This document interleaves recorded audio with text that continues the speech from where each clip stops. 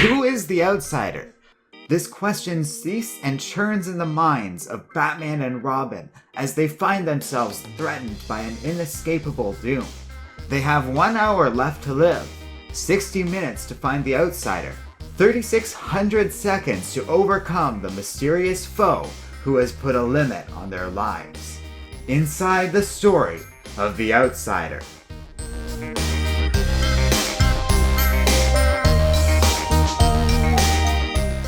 After a delightful visit from Aunt Harriet, Bruce Wayne and Dick Grayson say goodbye as she heads out, just as a large delivery truck pulls up to Wayne Manor. The two are surprised as they weren't expecting any deliveries, but figure this must have been something Aunt Harriet was expecting and simply forgot to tell them. They are further surprised to find the delivery consists of two very large wooden crates, each addressed to Dick Grayson and Bruce Wayne. The crates contain two tombstones, each with the dynamic duo's names on the coffins.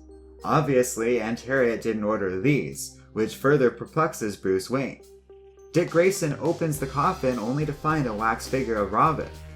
Bruce opens his, and sure enough, there's a wax figure of Batman too. Whoever is behind this clearly knows their secret identities. The wax figures suddenly come to life and announce that in just an hour, Batman and Robin will be dead. The wax figures taunt the dynamic duo before they are suddenly teleported away. In a flash, the two put on their costumes, and Batman and Robin race off to catch the delivery truck.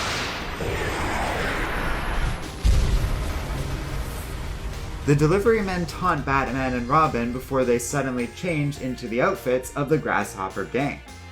A group of men the Caped Crusaders first fought when they battled a villain known as the Outsider. Within no time at all, Batman and Robin are able to make short work of the Grasshopper Gang, but the whole affair has taken up 20 minutes of their time. Supposedly, they only have 40 minutes left to live. Later in the Batcave, Batman and Robin investigate the coffins delivered to them. They are able to determine the nature of how the Outsider is able to do many of the fantastic things he's done in their past encounters with the villain. He seems to be able to modify the properties of inanimate objects, and does so using a strange form of radiation known as Radiation O. In their past encounters with the Outsider, they've been unable to identify much about this radiation, but this time, thanks to the coffins, they're finally able to track down the source of this energy. However, something else is bothering Batman. The Outsider seems to know everything about the dynamic duo, their secret identities, the way they operate, and other key aspects of their ongoing work as Batman and Robin. There's only one other person that knows all of this information, and that person is dead. The dynamic duo go to check on the remains of their beloved and loyal butler, Alfred, who died in a past encounter saving Batman and Robin. What the dynamic duo don't know is that on the night they interred Alfred in a refrigerated coffin within the Wayne Mausoleum, a scientist happened upon the graveyard and discovered that Alfred was alive. He took Alfred back to his lab, where the scientist attempted to resuscitate the loyal butler. In the process of trying to rejuvenate Alfred, the loyal butler was accidentally transformed into the Outsider, while the scientist was knocked unconscious. The Outsider's mind was left twisted. Instead of wanting to save Batman and Robin, he now wanted to kill them. Deciding that he didn't even feel human anymore, he decided to call himself the Outsider. The newly Christian villain used the scientist's equipment to transform the scientist into a copy of Alfred, returning him to the cemetery and beginning a series of schemes to destroy Batman and Robin once and for all. Now, in the midst of this latest plan, Batman and Robin are able to trace the Outsider to his hideout, the scientist's laboratory, where the Outsider has been working and using the scientist's fantastic inventions to wage war against the Caped Crusaders. They confront the Outsider, who is able to fling a series of objects at Batman and Robin, when suddenly, the hour runs up and Robin transforms into a coffin. The Outsider gloats, saying in mere seconds, Batman will transform into a coffin himself. Remembering that he touched the coffin shortly after Robin, Batman realizes he only has 30 seconds left before he too is doomed. He is quickly able to deduce which machine the Outsider used to transform the dynamic duo, the only machine featuring 2 dials, one for each of the 2 Caped Crusaders. Batman is able to stop the machine from turning him into a coffin, and is able to knock the Outsider back onto the operating table the scientist previously used to transform Alfred in the first place. In the process, they have accidentally hit the switch of the machine used to rejuvenate Alfred, and the Outsider begins to return to the form of the loyal butler.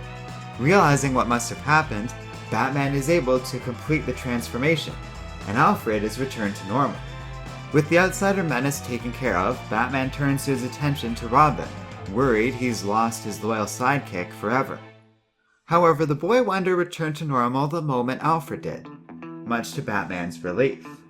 The Caped Crusaders are able to deduce what had happened, and are even able to save the scientist and return him back to normal as well. With the scientist's help, they are able to restore Alfred to full health. And at long last, the day finally comes when a fully cured Alfred is able to return home to Wayne Manor.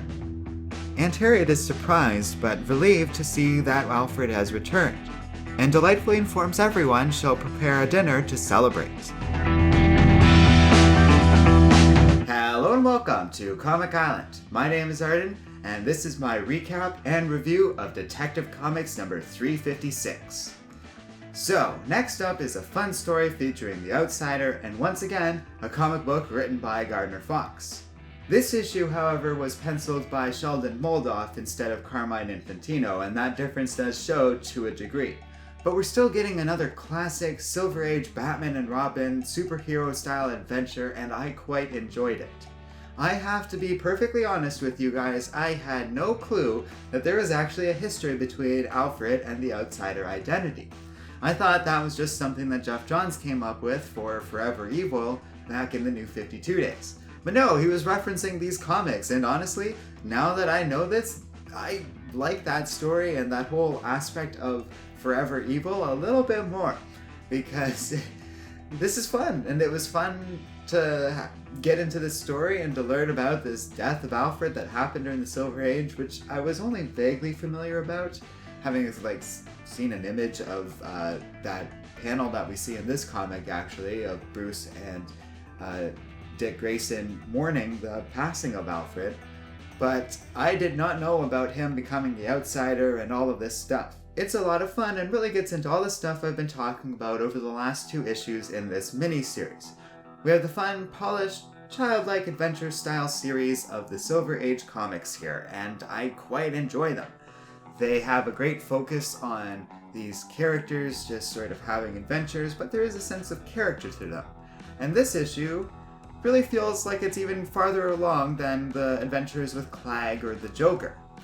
We are dealing with the theme of death pretty heavily in this issue. Batman and Robin are only given 60 minutes to live, while they are currently mourning and dealing with the passing of their loyal butler Alfred.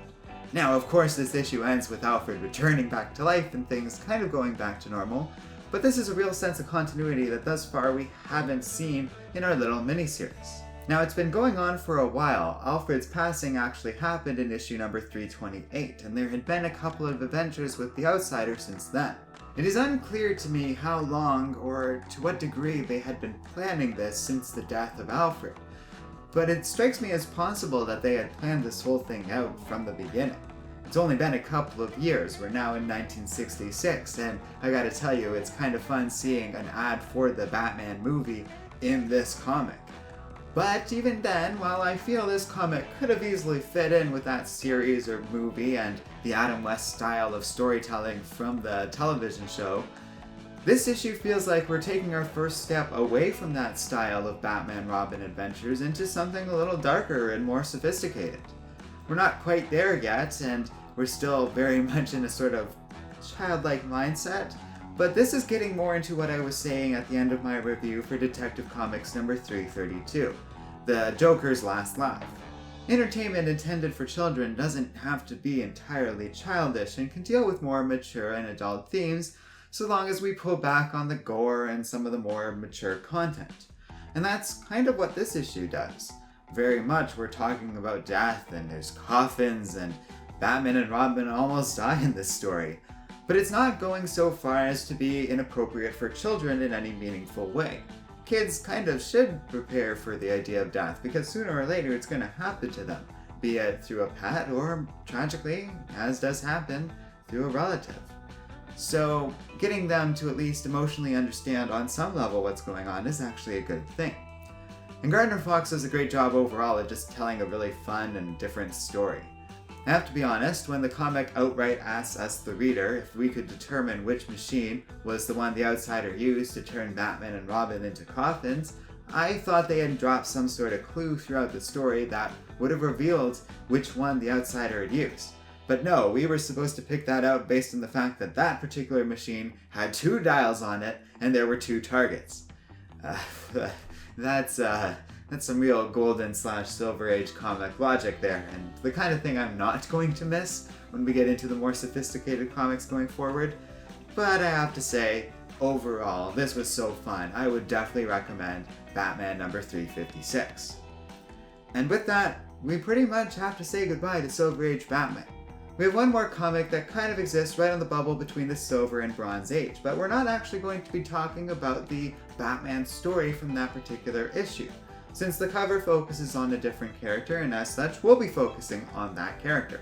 And it's a lot of fun. I'm really looking forward to it. But I've got to say, since this is our last issue with the Silver/Golden Age Batman and Robin, I do want to say goodbye to these characters for now because it was a lot of fun covering them. Though, obviously, Batman and Robin would continue, it is going to be a very different tone change from here. And we haven't really reviewed the old-timey Batman and Robin comics beyond the Detective Comics number 27 issue that first introduced the world to Batman. So it's been fun going and looking at these stories, and not the top shelf stories that everyone talks about, but rather just a series of Detective Comics issues at random. These 7 or so that we've looked at have been a lot of fun more than they haven't, and in spite of there being issues, these comics were all published during the Jim Crow era, so there's gonna be issues. It's a lot of fun, and it's cool seeing the genesis of so many great things happening in these early comics, ranging from villains such as the Catman or the Outsider, to big-name characters such as Batman, Robin, and the Joker, gradually forming into the characters that we know and love today. So yeah, thanks for joining me on this little adventure. We still have 5 more episodes of the 12 Days of Detective Comics, but they're going to be going progressively farther and farther into the modern age. And as such, I thought I'd take a little breather and thank everybody who's joined us along the way. This hasn't been the most popular series I've done, but it's been fun just going through Detective Comics, and I have to say, I've enjoyed making these videos, and that's kind of what's important, right? Plus, it's been a fun little way for us to celebrate the holidays. So let me know what you guys think in the comments section below and what you've thought of these old-time Batman comics. And if you like Comic Island, be sure to check out our Patreon page in the video description below. Finally, don't forget to like, subscribe, and keep reading comics.